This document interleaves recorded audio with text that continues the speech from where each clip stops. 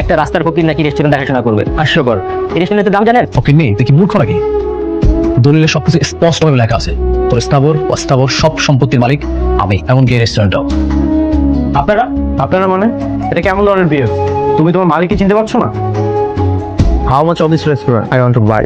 রেস্টুরেন্টের প্রাইস তো অলমোস্ট 30 লাখ, কিন্তু আমি তো সেল করবো না। দাদু ওনাকে 50 লক্ষ টাকা দিয়ে দাও। মালিককে চিনবো না কেন? মালিককে তো আমরা চিনি। আপনারা কেন এসেছেন? এখন থেকে রোজ আমি রেস্টুরেন্টে আসবো, আমি এখন থেকে দেখাশোনা করবো। একটা রাস্তার ফকির নাকি রেস্টুরেন্ট দেখাশোনা করবে, হাস্যকর। এই রেস্টুরেন্টের দাম জানেন? কি বললি তুই? মুখ সামনে ধরো নেই। আমার স্টাফের গায়ে যদি তুই হাত তোলার চেষ্টা করিস না, সেই হাতটা আমি আস্ত রাখবো। ও তোর স্টাফ মানে? এই রেস্টুরেন্টটা আমার, আমি কিনেছি। ফকির নেই, তুই কি মূর্খ নাকি? দলিলে সবকিছু স্পষ্টভাবে লেখা আছে, তোর স্থাবর অস্থাবর সব সম্পত্তির মালিক আমি, এমনকি এই রেস্টুরেন্টটাও। সেই রাতুল ভাই, আপনি ওর বন্ধু না? অনেক আপনার জন্য কি করেনি, সেই বন্ধুর লোক এত বড় বেমানিটা করলেন। সব নিয়ে গেছে, নিঃস্ব বানাই দিছেন। ভাই, এই রেস্টুরেন্ট অন্তত দেন, যাতে আমরা একটা কিছু করে খাইতে পারি। ওরে আমি একটা টানা করে দিব। ভাই, এত পাশানো হয় না ভাই।